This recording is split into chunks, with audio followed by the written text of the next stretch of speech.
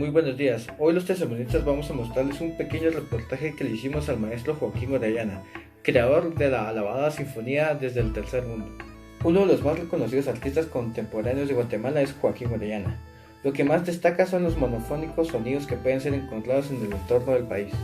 De la que estamos hablando del día de hoy es la Sinfonía del Tercer Mundo, la cual fue presentada por primera vez en Documenta 14, uno de los festivales de arte más importantes a nivel mundial. Joaquín Orellana estaba muy feliz de que su obra fuera apreciada por el resto del mundo, esparciendo su mensaje. Joaquín Orellana es famoso por utilizar los estilos sonoros en sus obras, tales como la sonomarimba. Esta la usa para dar sonidos únicos y romper con la estructura ya preestablecida en la música.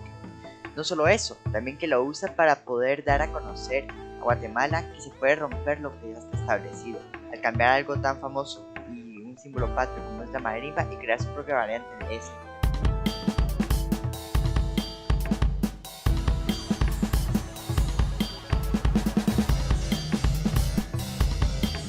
Buenas noches, jóvenes. Como ya les dijo Jenny, yo soy Jorge Ernesto Rodas.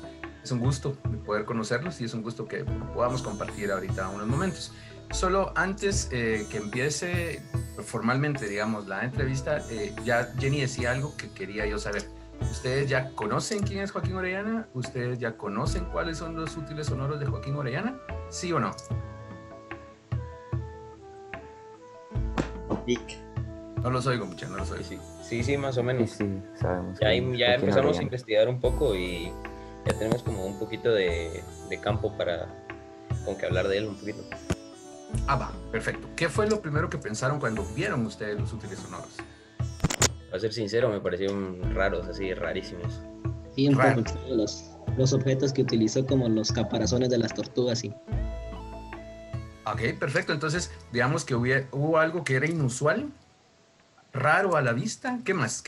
Algunos de los otros compañeros. ¿Qué otra cosa pensaron cuando vieron ustedes los útiles sonoros? Me recordaron mucho a esculturas.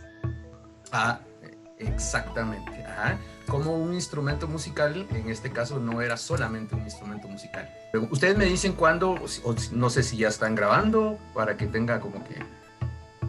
No sé si me van a hacer las preguntas, no sé si yo solamente leo las preguntas que ya me enviaron. ¿Cuál es el formato que ustedes consideran que es más adecuado? Lo que pensamos es que Víctor, que es nuestro compañero que está aquí, le va a hacer las preguntas y sería muy bien que las contestara. Ah, va. ¿Y lo van grabando desde antes de que iniciemos o ya están grabando ahorita? Ya estoy Eh, grabando eh. desde ahorita, lo voy a editar. Ah. De todos modos. No tengas pena. Ah, va, perfecto. Por eso Entonces, están formales, porque ya están grabando. ya decía yo. Yo también Relájense, patojos, relájense. Jorge es yo también buena hasta me bañé y me vestí así más o menos onda. como gente. Está ¿verdad? perfumado, menos mal, al fin dijeron por ahí. Yo me iba a poner mi playera de The Black Dahlia Murder, pero después dije, de repente alguno de los papás va a venir y va a ver eso y se van a asustar y va. Aquí los muchachos me ven hasta a mí con las playeras, así es que no, ya no hay problema con eso, ya no hay impacto visual. Perfecto. Relájense. Y no les ofrezco un peludo porque ya se me cayó el pelo, pero por lo menos barbudo sí. ¿Verdad? A la inversa. Exacto. Vayan preguntando y paran si es necesario, ¿verdad? No es necesario que graben de un tirón si no lo consideran necesario. Aprovechen el tiempo entonces y relájense, ¿sí? Y otra pregunta es aproximadamente cuánto tiempo tienen contemplado para cada pregunta. Eso depende de ustedes. Lo que usted necesite para contestarla. Perfecto. Ok. Cuando ustedes quieran, entonces. Buenas noches, Jorge. Es un gusto tenerlo acá y gracias por acceder a esta entrevista. Quisiéramos hacerles unas preguntas y si me da el permiso para empezar. Adelante, Víctor José.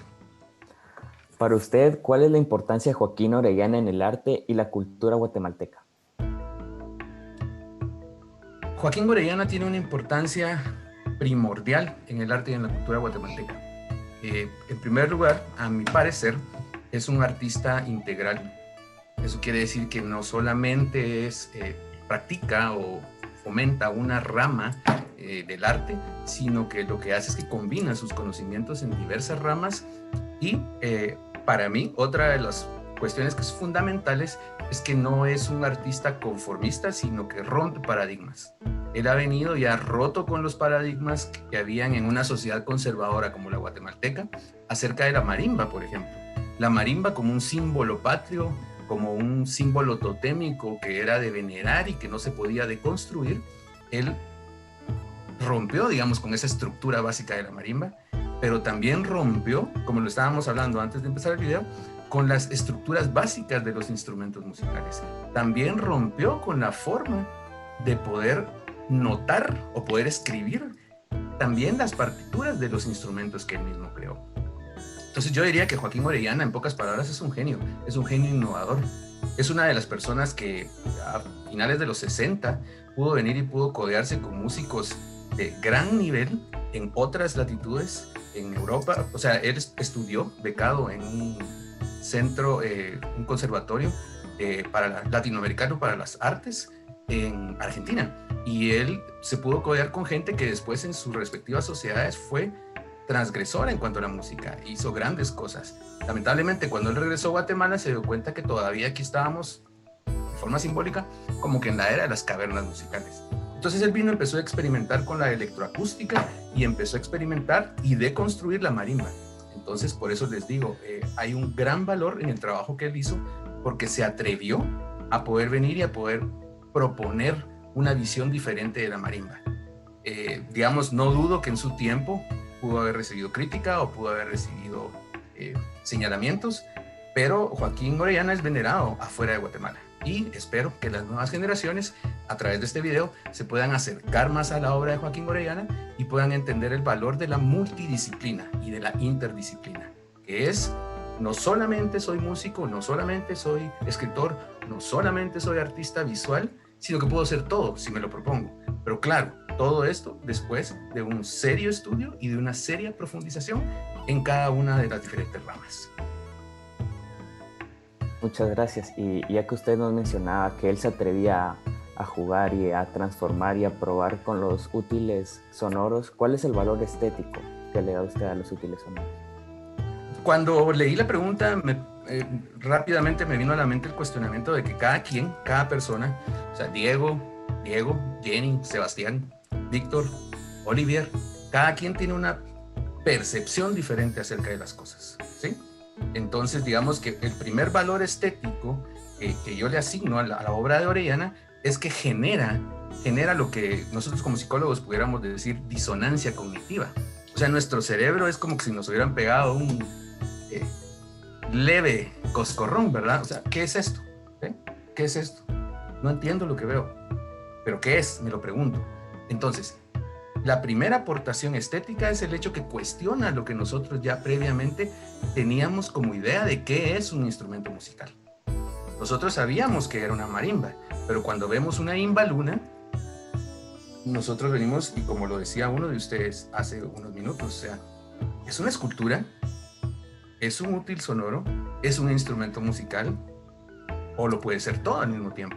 Entonces, el valor estético también que yo le atribuyo a la obra de Joaquín Orellana es que rompe paradigmas de lo que nosotros como seres humanos normalmente venimos y decimos instrumento musical.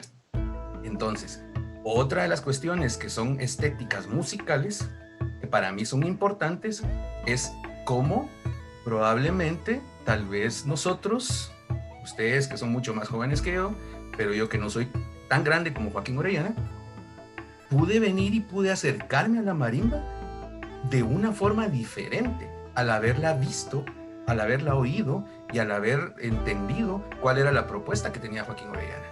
O sea, todo instrumento musical es una combinación de principios físicos, mecánicos, eléctricos, y también produce estímulos estéticos. Entonces, en este caso, Joaquín Orellana, el valor estético de estos instrumentos, de estos útiles sonoros, es que rompe con lo que nosotros pensábamos previamente que era un útil sonoro. Entonces vemos que los principios son los mismos. La marimba es un instrumento de percusión, pero él agrega otro tipo de fenómenos físicos y mecánicos. O sea, hay instrumentos de él que son fricción, percusión, también hay cuerdas, también hay uso de diferentes materiales en un mismo instrumento, o sea, metal, como les decía, cuerdas, podemos encontrar también madera, podemos encontrar también bambú. podemos encontrar tubos y digamos, lo que hace Joaquín Orellana es combinar todo eso en una nueva propuesta. Me gustaría que ustedes también tuviesen acceso a las partituras o a la notación musical que hace Joaquín Orellana, porque se darían cuenta que ese es otro aporte estético más, porque es, si lo vemos así, ¿verdad? Es como un cómic, es una muestra visual de una historia, y una partitura de Joaquín Orellana es una muestra visual de una canción, porque ahí él dibuja y digamos, me gustaría que lo vieran, y si no tienen acceso, pues vamos a buscar nosotros un link para que ustedes puedan ver la forma también transgresora y que le agrega un valor estético adicional a lo que nosotros consideramos como música. Y otra cosa que es muy importante, al ser transgresor, al romper paradigma, nos está nosotros ayudando a crecer, nos está nosotros ayudando a madurar como personas para apreciar el arte y en este caso para apreciar la música. Es notable que a usted le gusta la cultura, la música y el arte nacional, pero nos gustaría saber por qué se dedica a trabajar en la difusión de la cultura, en la música y el arte nacional. Gracias por tu pregunta. En primer lugar, te diría que desde temprana edad hubo una necesidad existencial de poder venir y de poder gozar, te diría yo. Primero gozar. Eso es lo primero que yo empecé a hacer. O sea, yo me emocionaba mucho cuando era niño, cuando oía música. Me emocionaba mucho también cuando miraba libros. Claro, libros ilustrados, que eran los que ya nos había más fácil comprensión de ellos. Pero fíjate que cuando crecí un poco más, yo me imagino que ustedes están entre el rango de los 15, 16 años aproximadamente. Es correcto. Ok, perfecto. Entonces, más o menos yo como a los 16, 17 años empecé a tener dudas, serias crisis existenciales. Me empecé a preguntar muchas cosas y para mí estoy todavía aquí en este mundo hablando con ustedes porque encontré la música. Cada vez que tengo una charla o cada vez que tengo un conversatorio o alguna intervención, yo les digo, yo soy Jorge Ernesto Rodas, soy rescatado por la música. Y soy rescatado por la música porque probablemente si no hubiese encontrado la música, tal vez no estuviera vivo el día de hoy. ¿Sí? A veces uno tiene dudas cuando es joven y a veces el suicidio llega como idea, pero si uno no tiene un por qué existir, probablemente uno puede decir, sí, va, órale, por aburrimiento, porque lo tengo todo, porque no tengo nada. Entonces, la pregunta era, ¿por qué me vinculo yo al arte? Por una necesidad existencial y como una estrategia de afrontamiento del vacío. Cuando yo empecé a consumir arte, cuando yo empecé a conocer personas que también generaban arte, empezó a nacer en mí una energía que ya estaba antes, pero una energía creadora. Lo primero que yo empecé a hacer cuando yo tenía 16, 17 años fue empezar a acosar a mis papás. Bueno, cuando tenía 15, 16 años, empezar a acosar a mis papás porque yo quería un instrumento musical. Y entonces ese instrumento musical en propiedad que tuve, bueno, el primero fue un redoblante porque nos ponían a hacer bulla en la banda del colegio, cosa que no me gustaba mucho, pero me emocionaba.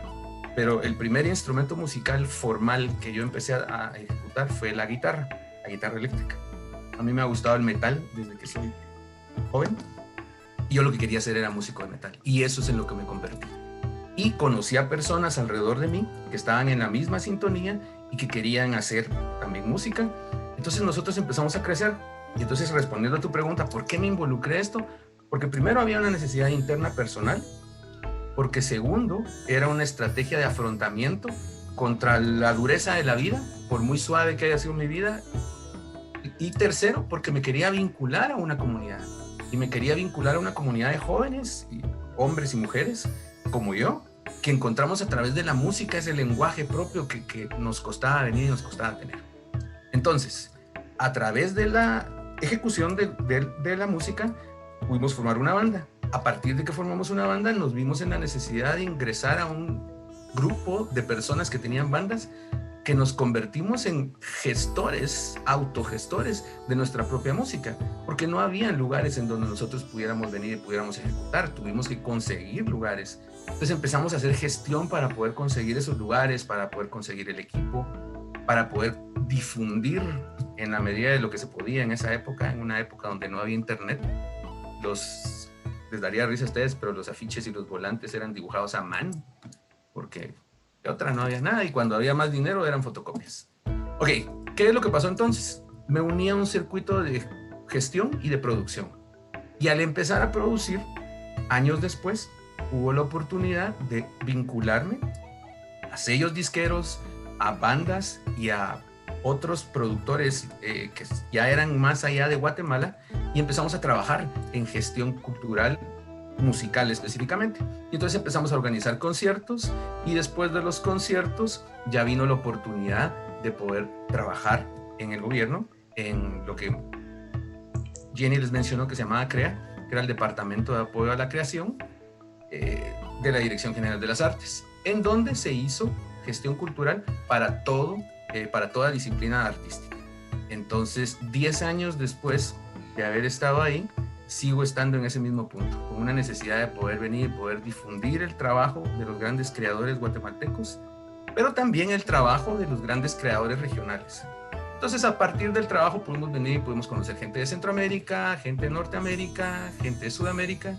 Y bueno, la gestión cultural, entonces, para poder ya terminar la pregunta, es la que por necesidad, la que por gusto personal, por una necesidad de aprendizaje constante y por pasión en general con el arte, es la que me tiene aquí el día de hoy todavía. Muchas gracias, Jorge. Usted nos mencionaba que toda la cultura y el arte le causó un gran impacto, pero que también tuvo sus dificultades y a día de hoy sigue intentando difundir. ¿Qué consejo nos daría como jóvenes para que nosotros podríamos hacer y difundir y apreciar el arte de Guatemala? Ok. Cuando leí la pregunta, me puse a pensar que voy a tratar de evitar a toda costa esta situación que ustedes pasan mucho, que es que alguien les diga qué es lo que deben de hacer o qué les conviene hacer. Yo lo que quiero hacer es ponerme en los zapatos de cada uno de ustedes y poder pensar qué es lo que Víctor, qué es lo que Olivier, qué es lo que Diego, Jenny, bueno, Jenny ya está un poquito más grande, o Sebastián, quisiera hacer con su vida. Y yo les digo, probablemente lo que yo entiendo que todos tenemos en común es que no queremos sufrir por gusto. ¿Sí? 1. Y 2, todos queremos venir y queremos poder entender el mundo que está alrededor de nosotros. Porque es triste y es tétrico que hayan siempre personas que sean las que nos tengan que decir qué debemos hacer, qué consejo me van a dar. No, poder venir y poder tener una especie de independencia, pero también madurez y también equilibrio para tomar una decisión. ¿Qué tiene que ver esto con el arte? Ok, yo les voy a contar. Cuando oí por primera vez a una banda del Reino Unido llamada Iron Maiden, pues lo primero que me llamó la atención fue el arte, las portadas. Entonces para mí fue confuso por el hecho de que yo creía que existía la banda, pero cuando me puse a leer los créditos me di cuenta que existían ilustradores que trabajaban o que los sellos contrataban para las portadas de las bandas. Entonces me llamó la atención y en los créditos estaba el nombre del ilustrador. Entonces ya no era solamente consultar una banda, sino era consultar quién hizo la portada o consultar quién hizo el diseño gráfico o leer las letras de las bandas. Entonces, regresando a tu pregunta, crecimiento personal es lo que yo creo que todos en la vida buscamos. Y crecimiento personal a través del arte, yo lo pude lograr porque a partir de que vi a Iron Maiden, conocí a su ilustrador que se llama Derek Riggs, pero también leí que algunas de sus letras trataban acerca de libros de Edgar Allan Poe o cuentos de Edgar Allan Poe. Y entonces yo no conocía por mi cuenta a Edgar Allan Poe. En el colegio no me habían puesto a leer a Edgar Allan Poe, pero a través de la música yo llegué a Edgar Allan Poe y así a otros poetas y así a otros escritores. Entonces, como experiencia personal, yo les digo que a mí la música me abrió las puertas para conocer otras disciplinas artísticas. No te puedo decir de que haya llegado a ser bueno en otras disciplinas artísticas porque nunca profundicé en eso. Me gustaría poder escribir, pero vamos, mi mundo creció y mi mundo se hizo más fácil de entender a través de que yo empecé a gozar del arte. Entonces, si quieren una especie como de experiencia o que si quieren una especie de testimonio, les puedo decir que a través de poder venir y poder conocer arte, empezó en mí una mejor comprensión de la vida. Yo soy psicólogo, esa es mi profesión. Tengo una licenciatura en psicología, un diplomado en proceso psicoterapéutico, una maestría en prevención y atención integral de conductas adictivas. Y también saqué un diplomado en estudios antropológicos sobre rock y las culturas urbanas. Entonces, ¿qué es lo que ustedes creen que pasó en mi vida? O sea, hubo una especie de ansia de conocimiento, de necesidad de aprender, de necesidad de compartir ese conocimiento también con otros, de necesidad de aprender constantemente de otros. Y todo eso gracias a que la música y todas las demás disciplinas artísticas llegaron a mi vida en un momento. Otra de las cuestiones que yo les digo a ustedes es que también sepan discernir, porque no todo producto que se vende como artístico, uno, en primer lugar, es artístico, y dos, no todo producto artístico en sí lleva un mensaje propositivo, ni todo lleva un mensaje, digamos, motivacional o feliz. Ojo con esto, porque hay muchas personas que se engañan y creen que, digamos, se fomenta la depresión a través de cierta música, que se fomenta la violencia a través de cierta música. Pero yo siempre creo que lo que pasa es que hay personas que no tienen discernimiento y que siguen como borregos lo que les dice A, B o C. Yo creo que para ustedes, como en este caso sí voy a ponerme el tacuche de las sugerencias, siempre sean críticos con todo lo que esté alrededor de ustedes. Pero digamos, ese pensamiento crítico tiene que tener base. No solo decir no por decir que no. Sean críticos con ustedes mismos. Vean qué actitudes tienen el día de hoy que les pueden estar dañando a ustedes mismos. Y eso entonces se relaciona con el arte, porque tenemos que aprender a discernir. Y no tenemos que tener miedo de poder venir y poder decir, ahora no me gusta esto, ahora no entiendo esto. Probablemente este no es el momento para esto en mi vida. Probablemente después va a llegar. Entonces, yo lo que les digo es que estamos hablando de Joaquín Orellana, pero no solamente estamos hablando de música. Estamos hablando de Joaquín Orellana como una muestra que en nuestras vidas podemos fusionar distintas disciplinas artísticas y tener de eso un crecimiento personal y, se los prometo, tener de eso también un crecimiento emocional y poder venir y poder tener un pensamiento menos dogmático,